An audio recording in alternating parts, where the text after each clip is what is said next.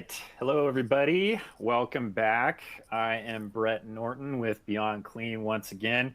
And thanks for sticking with us all day. It's been a great day of education, a lot of really important presentations, and hopefully some tools that you can pull away from those to help you improve your processes in your departments.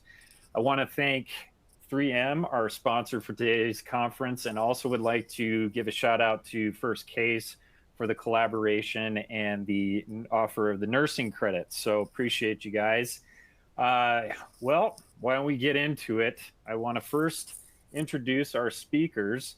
Damon Miles is the sterile processing educator at Stanford Children's Health. I've had a little bit of familiarity with that facility as a vendor. I used to visit there a fair bit, so it's great to have you on, Damon. Damon is a passionate healthcare professional and educator who enjoys pushing the industry forward. Brianna Paul is the lead sterile processing technician at Summit Medical Center, a few hours up the road in Casper, Wyoming. Brianna is passionate about what she does. Mainly, she loves teaching people what she does, what she knows, and is always up for learning something new. Hank Balch is the founder and president of Beyond Clean. I think a fair number of you out there know him already. He is a well-known industry writer and social media connoisseur on a mission to help equip sterile processing professionals with the skills and knowledge to fight dirty every instrument, every time. Today's presentation, or rather discussion title, since this is a panel, you have the power, process ownership from beginning to end. Do you feel empowered in your department's processes? Do you know the irreplaceable value communication and collaboration has to the success of process development? Our panelists will discuss the importance of process ownership from beginning to end and the correlation between staff empowerment and department success. How do we keep technicians engaged and stop broken processes before they occur? Let's find out. The chat feature is available during this presentation, so feel free to leave your comments in the chat box so you can interact with the speakers. And we also encourage questions, so please feel free to send them in and we will answer them during the presentation. Let's join me in welcoming Damon, Brianna, and Hank to the virtual stage. All right, thank you, Brett. And hello, Sterile Processing Universe. We are super excited to have this panel discussion with you today, talking all things process ownership. There have been some awesome sessions already. And we got one more awesome session to follow this one, so let's keep the streak alive and keep this a fantastic, and in particular, an interactive session today. As Brett mentioned, we do have that chat function that's open. We're going to be asking a couple of audience polls throughout this session, but don't feel like you got to wait until you get asked a question or a poll. If you've got an opinion or an idea about any of the topics that we're talking about today, or if you just want to compliment my beard, you can put your thoughts in the chat section there. All right. Without further ado, I know we gave a couple of intros here to our panelists, but I do kind of want to throw it back to y'all real quick. Is there anything, Damon, that you'd like to add to tell folks a little bit about yourself beyond your bio? Hey, Hank, thanks for having me today. Looking forward to today's discussion. Don't want to add too much about myself. I am HSPA certified with the Golden Crown. Always looking for additional certifications and increasing my knowledge. I'm a big fan of continuing education and being a lifelong learner. And I encourage all of my staff, all of my friends and colleagues to do the same to continue to push this industry forward. Looking forward to today's discussion. Happy to hear from Brianna. Yeah. Brianna, what about you? Anything to add? Well, I'm also HSPA certified. I just have to get my CHL, which I'm working on currently. And I got the micro credential that I had talked about on the last conference that we had. And otherwise, yeah, I'm always up for learning new things, and I'm excited for our talk today as well. Awesome. Well, and both of y'all are eager to discuss this particular topic that I kind of reached out and said, hey, I want to do a session on empowering our frontline technicians to own their processes and then give some insight around what do you do if a process is broken? What do you do if you're a department leader trying to cultivate a culture that welcomes and invites this type of process ownership? And then also from the technician perspective, what do you do as a technician to try um, and impact these processes if you're in a department that doesn't have that type of process ownership? So let's get going here, and I'm going to kind of start us off in an interesting uh, way by going in reverse. Let's start with describing a sterile processing professional who has not been empowered in their role. Brianna, would you try to describe, how would you describe someone who's not empowered in their department? Um, yeah, I mean, it definitely makes you kind of think. I kind of thought maybe someone who doesn't feel empowered in their job or in their role, maybe they won't really go like the extra mile so much. They're kind of maybe intimidated. Um, they have to be told what to do more so than trying to go out and just, find something to do or maybe take on extra projects. They don't really do that unless they're told to. That was some of the things that I kind of thought of. And what about you, David? Anything that sticks out if you were, and I'm sure like we don't want to get personal here, but we've all seen people who feel this way, right? So like Damon, what are those things in describing this, hypothetically, but even kind of more concretely that you've seen in people that you know that don't feel like they have the power that they should? For sure. Well, just to kind of expand upon Brandon's idea, I totally agree. I've seen that the techs that are not empowered are just doing the minimum of what's required. They're following all the steps that they're supposed to. They're not asking questions. They're just clocking in, clocking out, just doing enough to survive and get by. And we all know that change is the only constant in sterile processing with ever evolving equipment, people, processes, and so processes are going to need to change. And in my opinion, the best way to do so is to do so through empowering employees.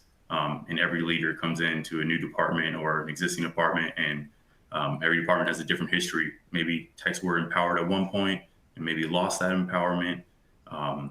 But we can all strive to continually push for that and to push our industry and to push our departments to be in a better place. I want to follow up later in this session on that concept that you brought up with that, losing the power.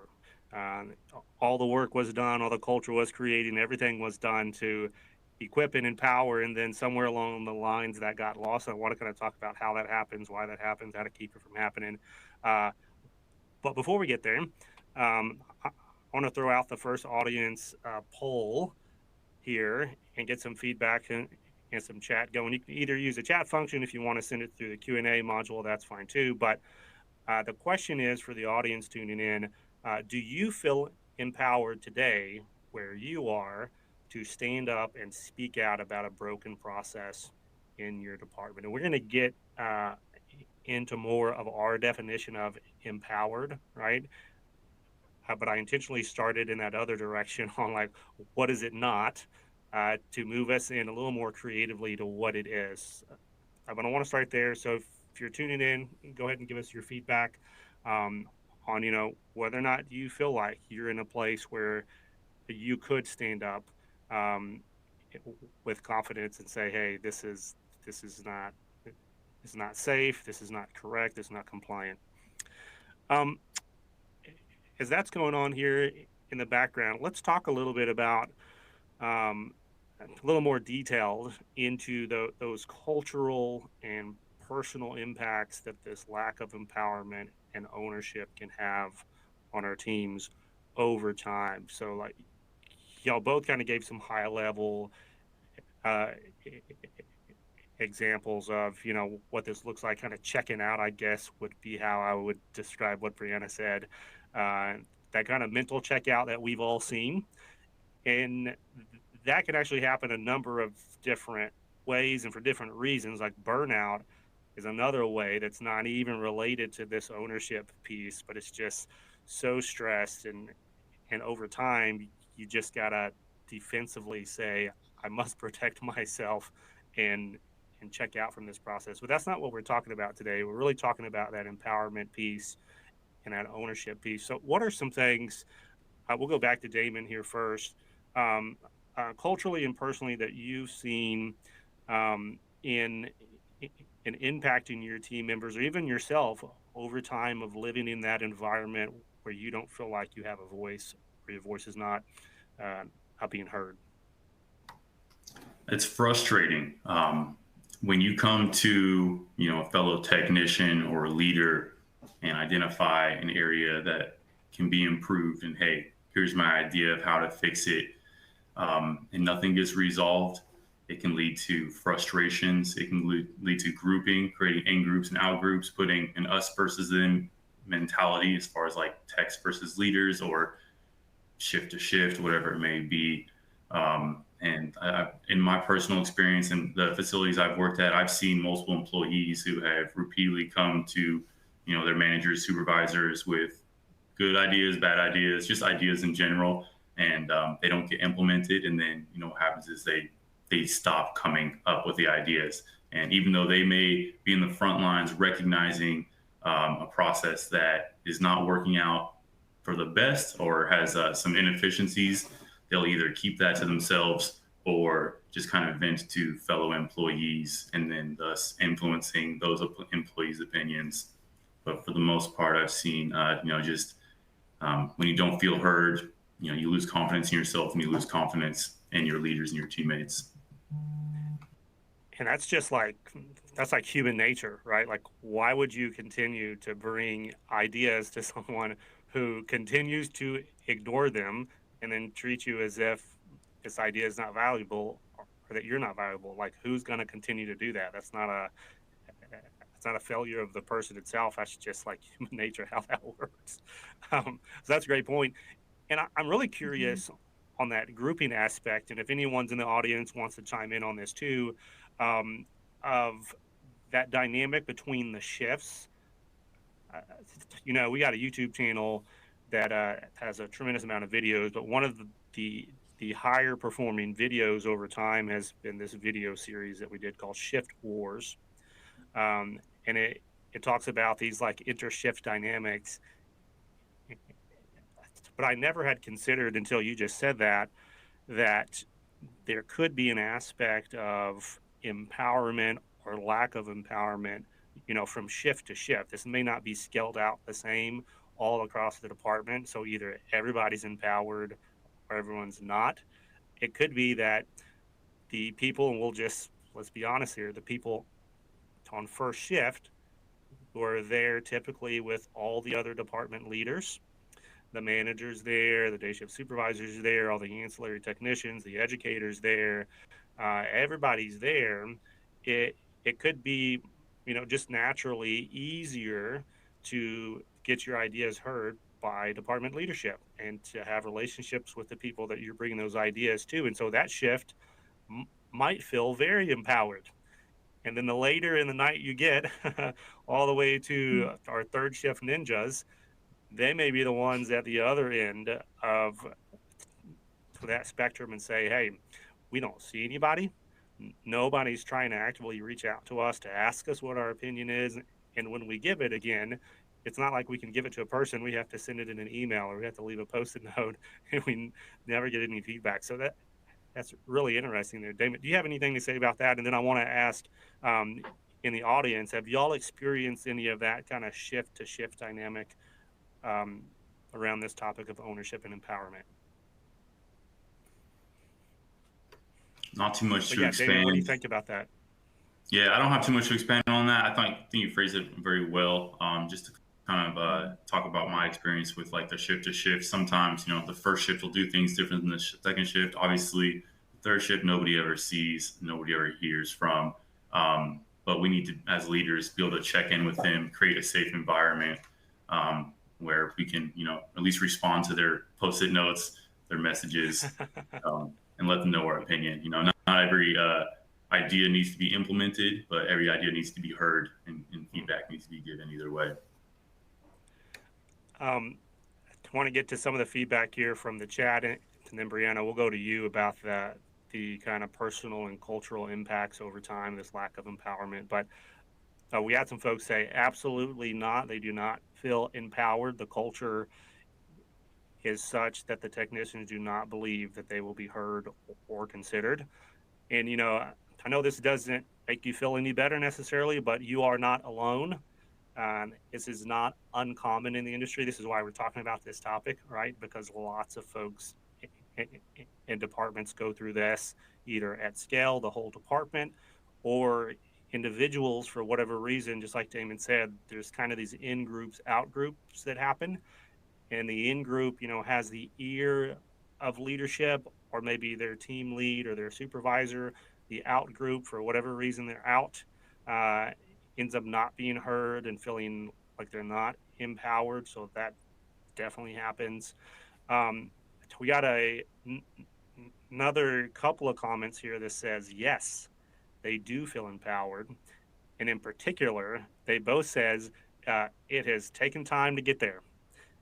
And one of them said that it took years to get to this place where everybody feels safe to speak up and empowered to speak up about these broken processes. So that's the two options, right? Either you don't have it, or if you want it, it's not going to happen by accident. It's going to take a lot of work, and oftentimes it's going to take a lot of time. So that's fantastic feedback from the audience. So Brianna, what are your thoughts? Again, going back a couple of minutes here, to the personal impacts, the cultural impacts of this lack of empowerment over time. Yeah, I mean, I think I agree with Damon as well that, you get incredible frustration if, you don't feel empowered. And kind of going on to what you said about like the shift differences and stuff. Here at the facility that I'm working at now, there's only 5 of us, and we see each other every single day. It's a lot smaller of a facility.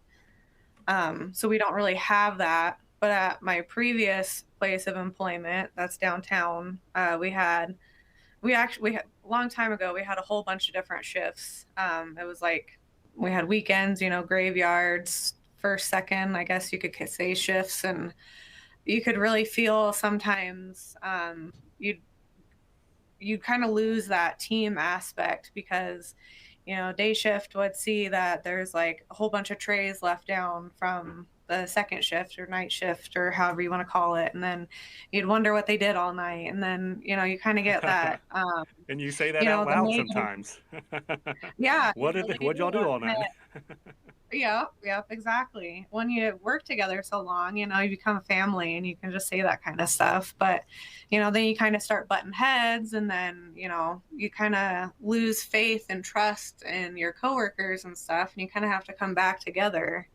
And I think that kind of goes along with, something else we'll talk about a little bit later on. But, yeah. So we got a couple of Q&As here in the private chat, and we got an attendee that says in their facility, their OR techs actually have more say about sterile processing than the sterile processing techs do, and that really undermines that feeling of empowerment. And that again, like that's one of those perennial issues that we've talked a lot about on collaboration between these groups. Even the first session in this conference this morning really tackle the need for collaboration across all of those different departments that impact surgical care. So unfortunately, though, that is the reality of where many of us start. But the good news is a lot of folks tuning in have already said this. You don't have to stay there. And at the end of this session, like we really want to get through the the practical, like we're spending so much time on what does this look like first, because I really want folks to realize if this is happening in your department, because you may not actually personally feel like you're not empowered. Like you may feel good, everything's fine, people listen to you, like what's the problem? But there may be other people in your department in large numbers, who have, for all these reasons that we're discussing, just decided to pull back and stop trying to engage and stop trying to improve. So we're gonna try to put our finger on the pulse of that here at the beginning, and then spend some time here at the end with some concrete, like, well, what do we do about it? I want to follow up on that comment, particularly that phrase that you said, Brianna, on this naturally leads to a lot of frustration. And you kind of alluded to it in your first answer, but I want to go back to this. Let's just get like real personal here. And if anyone else wants to share in the chat, y'all can too. But what do you do in your professional life, personal life, or what don't you do that you would have done if you start getting frustrated at work? Like, can you walk us through just kind of that mental decision tree that happens when whatever's swirling around like really starts grating and you get frustrated? How does that impact you? Well, usually when I start getting frustrated, it's one thing after another, so then you get more and more and more frustrated. This paperwork wasn't filled out, and then this tray wasn't put up, but it was really needed, and the OR can't find this, but it's right in front of their face, and everything's just kind of all at once. So that's kind of how a lot of frustration kind of starts. And what I've kind of found is, if you can take a step back from being frustrated and just kind of take a breath and try to think of both sides. There's always two sides to everything that's happening. Like if the OR can't find something, okay, well, if the nurses aren't necessarily in the storage area, they don't really pull the cases that much. They aren't really going to know where that stuff is at, where, we're putting stuff away all the time, so we can go to it right away. And then it kind of makes you feel good because they're going to come to you to ask for stuff because they know where the stuff is. I think that's kind of a good example. And then, not everybody's perfect. Everybody's going to make mistakes. And it's good that you can catch those mistakes and get them fixed. Like if something on the paperwork wasn't filled out, for example, all you have to do is go to the person and say, hey, you missed this. And, it kind of gives you a chance. You can joke around with the person, make it a little more of a funny situation, I guess. People know the seriousness of, depending on whatever you missed or whatnot. And then you can always take it as a learning opportunity as well. If you missed an indicator in a tray, okay, well, maybe you need to take a step back and find a different process for yourself so you can double check that you have an indicator in there, and then ultimately that's just going to make you better. It's not going to take away from anything. And you can't learn if you aren't making mistakes either. I'll just say you're a better person than I am. I was expecting you to say some worse things about when you get frustrated. But personally, when I get frustrated in that sterile processing context, I stop talking to people because I kind of started internalizing this. And typically I'm pretty outgoing and I like to joke around with people, like to talk to people and improve the ambiance of the shift. But, when I start getting frustrated, I'm like, okay, I'm not talking to anyone. And potentially, depending on how frustrated I am, like I'll like intentionally not talk to people. So kind of like silent treatment, which is not good, just being honest. And it's not good for communication reasons because there's a lot of things throughout the department, throughout the shift that need to be communicated, and you can't really afford to kind of turn in on yourself. But something else that you actually said earlier too, that you alluded to, Brianna, that I think comes into play here, and then I'm going to ask you the same question, Damon. So be thinking about what you do when you're frustrated. Is all the little things that need to happen that someone needs to do throughout a shift that impacts the efficiency, the safety, the QA, like all of the million little things that really make sterile processing technicians awesome. Like unloading the cart washer when the bell goes off, or unloading the trays when the washer's open, answering the phone as quick as you can, going and letting folks in the door when the doorbell rings. Um, if you've got a culture or people who feel like they have not been heard and they're starting to be pushed into this corner and become frustrated, like what we're talking about here, um, who wants to do all those extra little things? If you feel like you're already being slighted and you're not being respected and you're not being heard, like you're just a cog in the wheel, like I'm not answering the phone, somebody else can answer the phone. Like that's what goes through folks' minds. I'm not saying that's the right thing. I'm just saying personally and experientially, that's what I see happens. Damon, what's your what's your true story on what happens when you get frustrated at work? Yeah, well, I want to be the fixer, Hank. I want to fix everybody's problems, take care of every task myself. And when I do get frustrated, it's when I'm overwhelmed with a lot of tasks. So taking notes from Brianna here, I would love to find time to take a step back, take a breather to refocus. Typically, I lean towards the donuts to get a sugar rush and get my fix. And taking that 5 minutes away to go get a sweet, kind of focus on any of my root causes of how I got to whatever situation I'm in. Why is all of a sudden today a bad day where I'm frustrated with all these little things? I love to ask for help. We've got a lot of teammates in sterile processing, and while I want to take on all these tasks and fix everything myself, sometimes I can't. And so I try to delegate or say, hey, I got a lot on my plate. I'm going to be buried in the office. Can you help out with X, Y, and Z? Whether it's a small stuff like unloading the car washer or a big thing, we can rely on our teammates. We don't always have to take the burden all on ourselves. We share the love throughout the department. And I want to expand a little bit. Both you guys are killing me. Like, yeah. Y'all are just so, like, you respond to frustration so well. You're killing me with that. But so I want to, it's good. I'm not knocking you.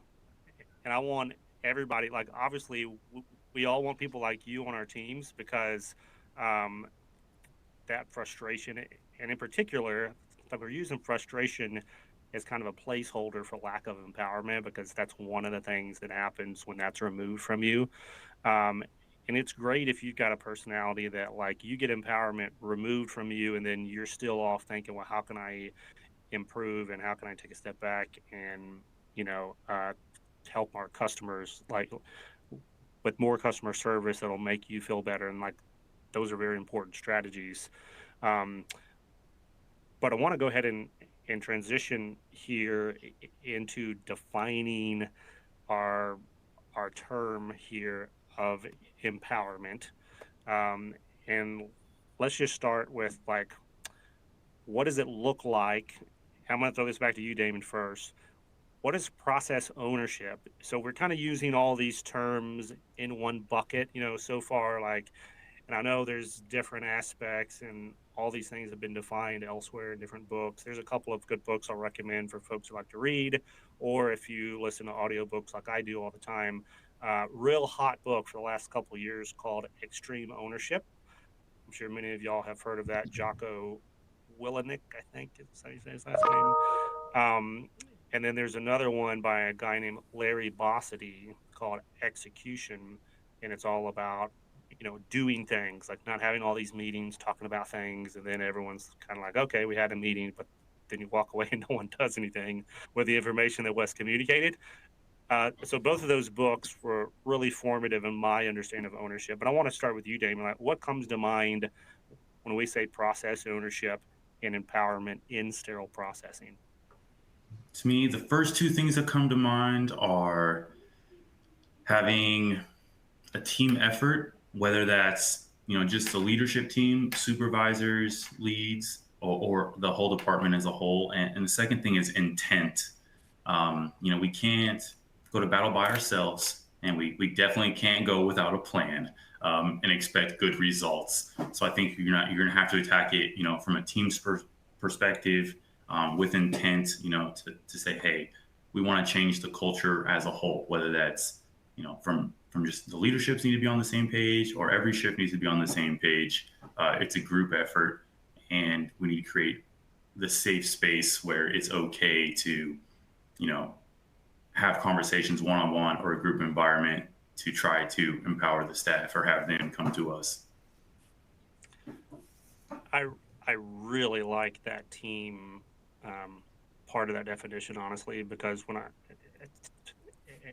as I was thinking through this session and this topic of ownership, I was always thinking individual, and even some of the questions that we're going to get to in a second is like, what does the individual do? And the individual in contrast maybe to the leadership, and so there's other people involved, but I never thought about it as process ownership can't happen outside of the team. Like there's no such thing as you as a technician owning a process, but everyone else around you not. That collaboration is kind of baked into the definitions. That's really, really powerful. And I'm going to think some more about that. So great point there, Damon. What about you, Brianna? Any specific definitions that kind of come to mind or that you've experienced out there that you would say, this is what process ownership looks like to me? Well,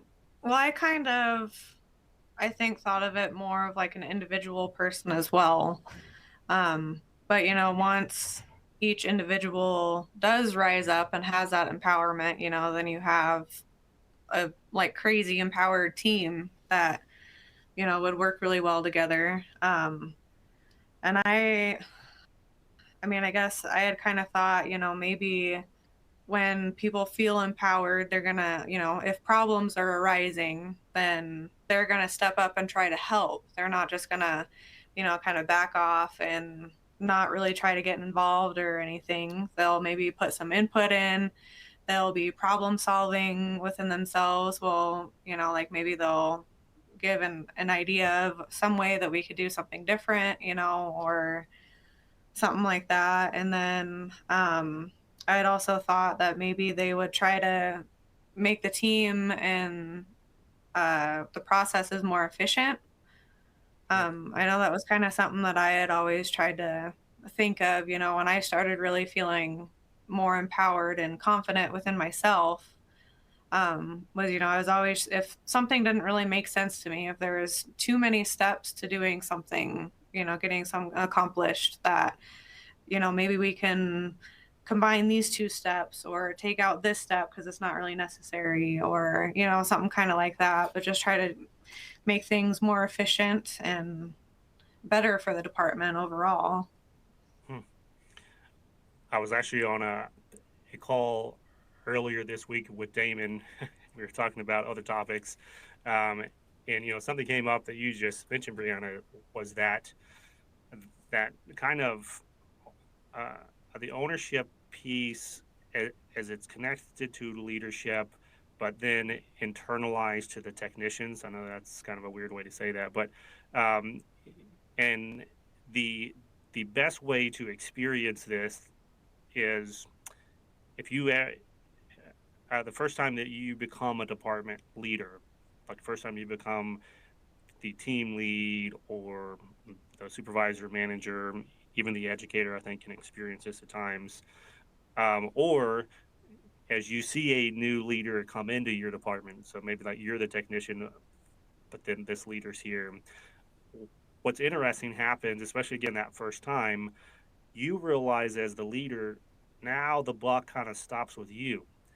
There's nobody else, to ask to kind of cover your butt for this situation that the OR is calling down and saying, hey, do this. And then your technicians are like, hey, team lead, can we do this?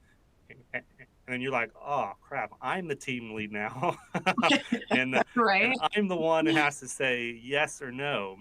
And of course, the higher up you go in that career ladder, the more complicated those decisions become. And again, the less the people above you actually know about everything that's going on. So like you're the department manager, the perioperative director, even if they have oversight, typically they don't have direct experience in sterile processing. So you often know more about the intricacies of the workflow than your boss does. And then the higher up it goes, VP and the C-suite, very rarely do they have any insight into the specifics of sterile processing. So like the buck really does stop at the ground floor in sterile processing. Um, and that dynamic again is interesting because as technicians, in moving toward a department full of empowered technicians, like you said, that are not necessarily first looking around to someone else to give them the okay or to give them the right answer. First they're getting that confidence that we're going to talk about here in a moment to say, hey, I I know the right answer, or I have been given the training and the critical thinking to go find the right answer. And then instead of going to my team lead or my supervisor and saying, what do? We can go and say, hey, this is what's wrong. This is what I think we should do. Is that right? That's a Mm-hmm. completely different conversation. So yeah, that's some great insight there. Let's throw out another audience question here. And I'm going to go ahead and put this here in the chat. And again, if you want to reply to the chat, you can, or you can also send it into Q&A. And the question is, what gives you the most feelings of empowerment to stand up when necessary, right? So we're in the sterile processing context. As a department technician or even department leader, like what makes you feel the most confident, the most empowered to stand up if you need to for any reason in your department? And we're going to get into some of the specific reasons probably here towards the end of this conversation. We did get a comment in the Q&A box here that just said the biggest frustration for this person is when the equipment is down. I think everybody's amen to that. The washers, the sterilizers, the sonic, the cart washers, like all of these types of equipment have a dramatic impact. I think probably the cart washer is the one that takes most people's breath away when you clock in and they're in the locker room and they're like, hey, FYI, cart washer's down today. You're like, oh crap, is it too late to call in sick today because this is going to be a bad day? And so anyways, this comment says, I feel that as instrument technicians, that certified biomed should also, that as certified instrument technicians, they believe that biomed should also be certified and then have people give biomed education around all the impact that this equipment has on sterile processing. Because you got to keep in mind, like the biomed is servicing all these departments across the whole facility. And it's kind of like the squeaky wheel syndrome.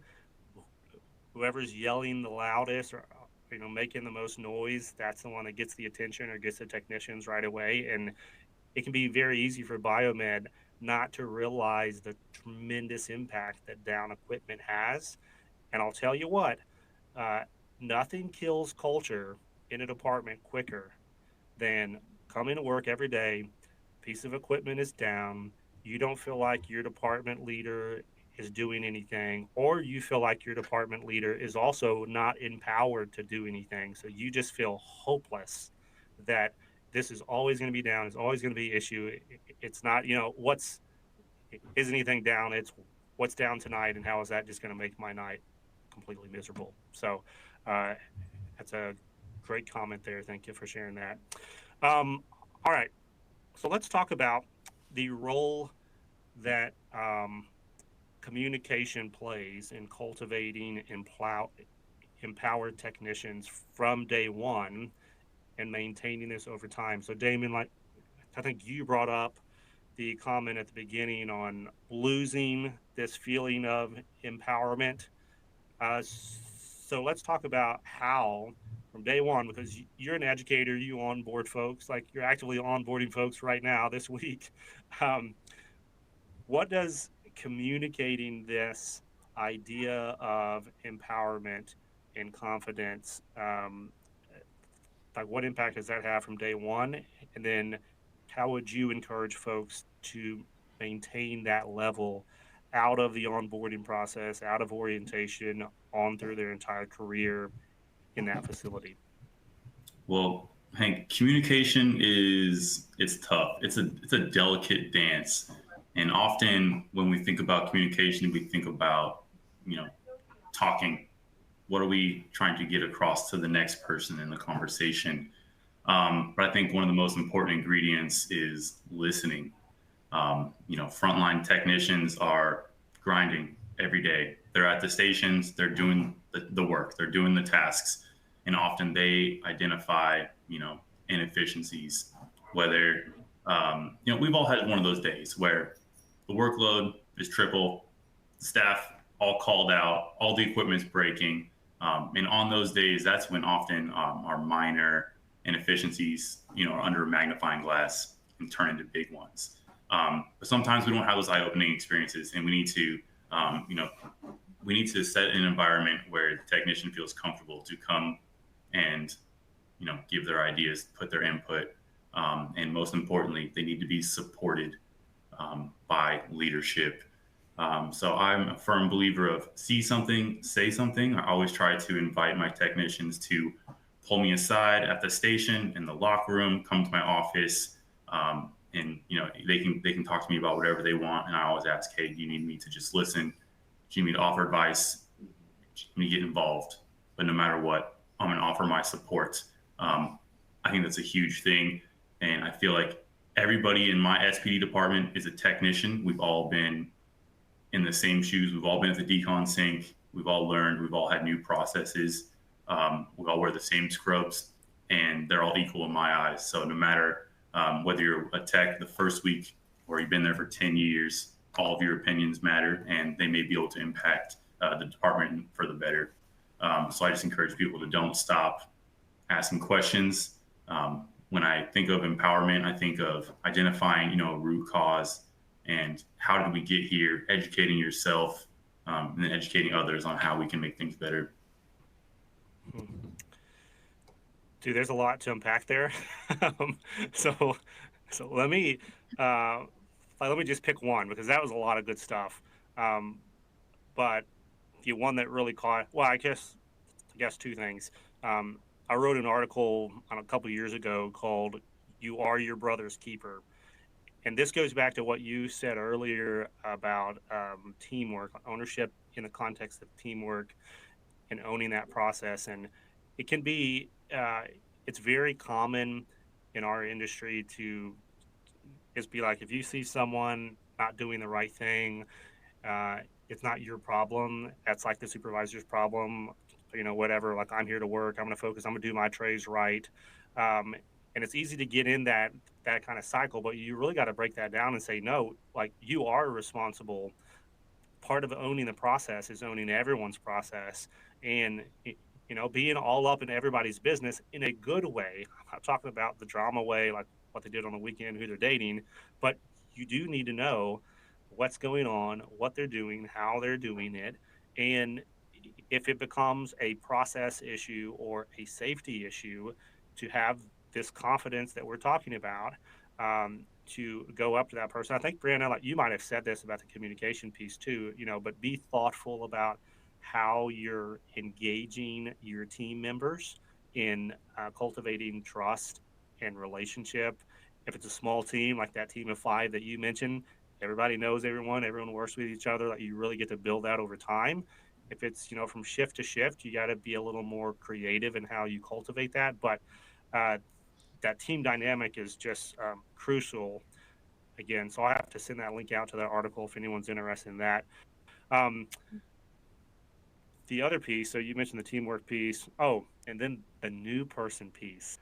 Okay, so this is one of my biggest soapboxes in the industry, irritated the fire out of me as a new technician. It's actually one of the reasons I was so excited to start Beyond Clean almost 5 years ago now. We do a horrible job, ladies and gentlemen, in our industry of making our new technicians feel like their voices and their questions and opinions matter. At least way back when I started in 2009, I felt like I was, dog poop on the side of the sidewalk when I had a question or opinion about something. And, for goodness sakes alive, don't say it publicly. Like, don't post it on the internet or don't try to do anything because you haven't worked here long enough. You haven't been on the right committees. You don't have the right title. You don't have whatever. No one wants to hear what you have to say, newbie. That that is so toxic and so feeds into all this conversation we're talking about um, really draining that empowerment from day one. If you feel like that from day one, huh, well, you either quit or you just come to terms with, okay, I'm just never going to have a voice, or I'm going to have to wait for 10 years until anyone wants to know what I think about improving this process. So um, let me stop there and throw the same question over to you, Brianna. What do you have to say about that communication piece? Hardwired in day one, and then over time, really maintaining that aspect of empowerment in your team. Yeah, I definitely think communication plays a huge role.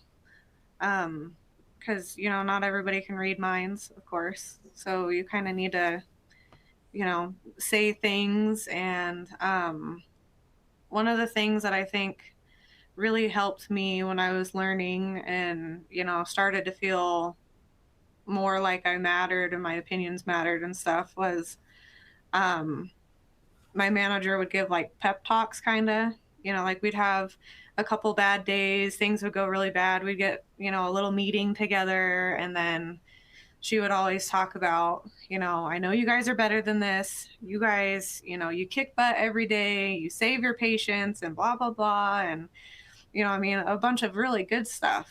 And I think that's really important for people because, it's nice to be reminded. I mean, maybe you don't have to be reminded, but it's still nice to hear that.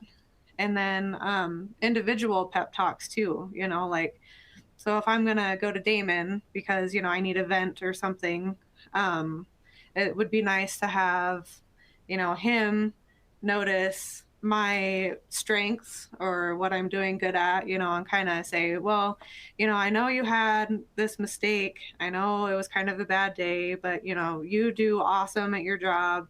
Your stuff, you pay attention, whatever else, I feel like that's kind of important to really keeping the empowerment kind of up, the confidence up, so you can feel empowered. Mm-hmm.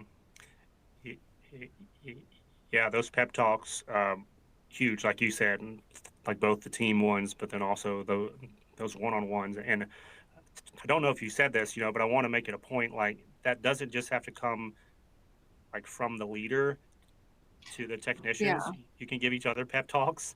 And Mm-hmm. I think we've all worked with people in our departments that they're just those natural encouragers. And you love the fact that you're like, oh yeah, Reno's working today. This is gonna be a good day because he's gonna keep us energized and it's be positive. Mm-hmm. And that Yeah. really does. It has that impact that you're talking about because it breaks people out of their shell and gets them communicating it and bought in. Um, we got about 12 minutes here, so I want to kind of keep drilling down here to some of these concrete application takeaways. Let's talk about some specific examples that you've seen in your career of when technicians should feel empowered to stop the line.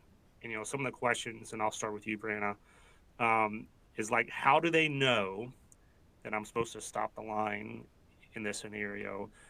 What are the signs they should be looking for in a broken process?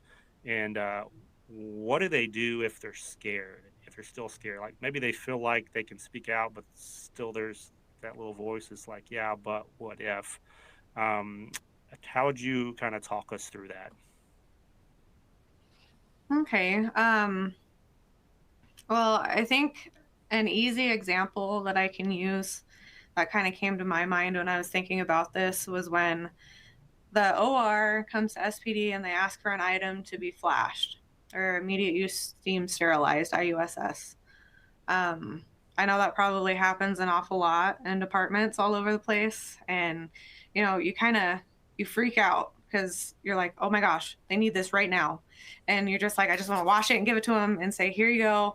I'm sorry. And, you freak out because that's not only affecting you because you have to do it fast, but then the tech is on your butt, trying to get you to do it faster, faster, faster.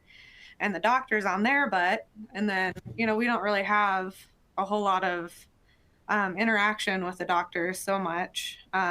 But you don't want that doctor to come back and find you and yell at you and say, why was that not done? But that's why you're I scared. needed Yes. it right then. Yeah. So, that kind of, that can break down empowerment, I think, a little bit and stuff. But I think the first step in that process would be, to try to stay calm and talk to the OR and ask them, okay, do we have another one of these sterile? Is there another tray you can open? Is there another peel pack? Let's start there. When do you need this? Is it going to be, like if it was dropped on the floor in the very first of the case, do you really need it in 10 minutes or is it for like a later part of the case? So, try to ask some questions and get a little bit more information. Don't just do what they say. And if they're scared to do that, maybe they can say, okay, we'll get this for you as fast as we can. And then that's when they could go to a teammate or a lead or whoever they're comfortable talking with and say, okay, so this is what they need. I told them we could get it done. And then, that team member that they went to can kind of take them with and say, okay, well, this is what we're going to do for this. We're going to, go to the OR. We're going to ask them a little more questions and get a little bit more information to see if, this is really something we have to flash or if we can do a full process on this. And then, I think that's, I think that's a pretty good example. And, there's a couple things about that really stuck out to me and I think are applicable across the board for these process challenges, these process breakdowns is number one, don't accept the story at face value, whatever the story is that you got, right? So like you just said, hey, they're saying, hey, I need this tray, I need a flash right now. Well, first thing you said to do is, well, let's challenge that narrative. Let's go back and just make sure that all of the other background information is true about the patient, about the case. Do we have any alternative trays? Is there something else that we can do to do this? And then you walk through, hey, go through this collaborative of bring someone else with you, talk to somebody else, and get some team buy-in to really say, hey, this is the process challenge or potential break in the process is going on. And, thereby kind of shielding yourself from that kind of one person decision isolation that, hey, if a surgeon gets upset, they're not going to just come talk to you. They're going to talk to everyone else that was involved in that decision, at least, because y'all all agreed this is what we're going to do. So that's a great takeaway. Let me throw this over to you, Damon. And again, I know we're running already short of time. This hour is flying by. I want to get some specific, do's and don'ts that you would recommend in thoughtfully stopping a process without causing unnecessary blowback. Because what Brianna was just talking about, common scenario, pressure from the operating room, we need it now, we need it done this way, do it. And what we don't want people walking away from this session is saying, okay, I got the power, I'm going to make the decision, come hell or high water, this is what I'm going to decide to do. And then boom, you get this major blowback and potentially unnecessary blowback. So what are some things, Damon, that you have learned to strategically mitigate the chances of blowback and be thoughtful about how you actually stop the process when it becomes necessary to do so? Yeah, well, I think it's all about, setting that stage for communication, trying to be empathetic and understanding. Brandon mentioned earlier in the call that there's like two sides to every story. So you want to put yourself in the other person's perspective, obviously to identify any issues that may have arisen. To kind of alleviate any blowback, I'm all about transparency. telling my team or my customers, like, hey, we identified this, we're working to improve it.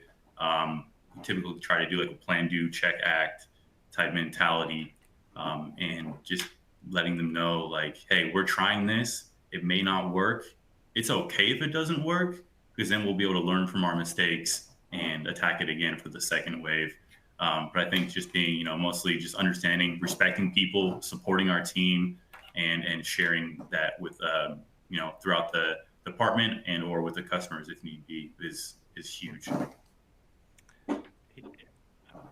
Yeah, that respect piece, I'll just echo that is even if you have identified a broken process and it was somebody's, fault, like let's just say like who it was, and maybe they didn't have the best intentions in trying to short circuit the process, but you caught it. That doesn't mean that you have the right then to just go and like light them up, right? You still got to be respectful that this is a team. Everyone has bad days. Everyone gets frustrated. Back to all of our conversations at the beginning. Assume good intentions and then operate out of that assumption in building and cultivating, keeping that respect, because eventually you're going to want that person on your side for another time that you need to stop the process, stop the line, and you don't want to break that in one day or one decision that just wasn't very well thought out. So that's a great point, Damon. Let me throw that same question back to you, Brianna. Any do's or don'ts that you've kind of learned through your career in stopping the process well, if you have to? I don't know if I can really think of anything too different. I mean, definitely if if I were to notice that somebody wasn't doing something properly or whatever, you don't want to just blow up on them and say, hey, what are you doing? Are you stupid? And, I mean, I've kind of witnessed some of that kind of stuff a little bit, and that definitely, isn't the right way to go about things. Having a respectful talk is always good. And something that I always try to keep in the back of my mind, if I'm frustrated and I'm thinking of a way to make the process better, but I know that it could be a break in the process because it's not the right way to do things, is, you have a real person at the end of your decision. And whatever decision you make that's going to affect that person, and, whether or not it's good or bad, you still have to think about it, just because if you get an instrument quicker, okay, yeah, you got it to them quicker, so they weren't under anesthesia longer. But did you really clean that instrument properly? Did you get every tiny little thing?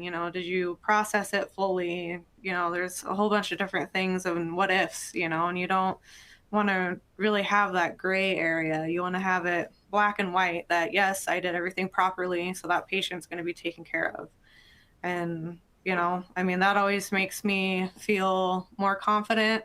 I'm really big on integrity and stuff, doing the right thing when no one's around, no one's looking, even when I don't want to do it and I just want to get out of there.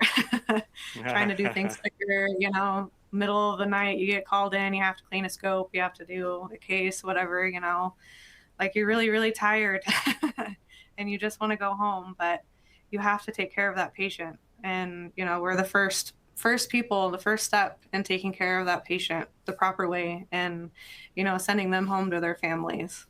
So that's a great kind of segue here into the summary of this session. Is at the end of the day, these processes are about the patient at the end of the process. And as y'all have highlighted so well in the panel, the processes are about the people who are doing them or not doing them if it's a broken process. And all of this comes down to, just like Damon has said earlier, that team dynamic, from the leadership to the technicians, from the technicians among themselves, from the technicians and departments to their customers, all the way into that patient dynamic. This is all a people question and a people challenge. And we've got some Q&A that has come in toward the end here, and it's folks who are just saying, listen, in these departments, managing these departments and these processes is challenging.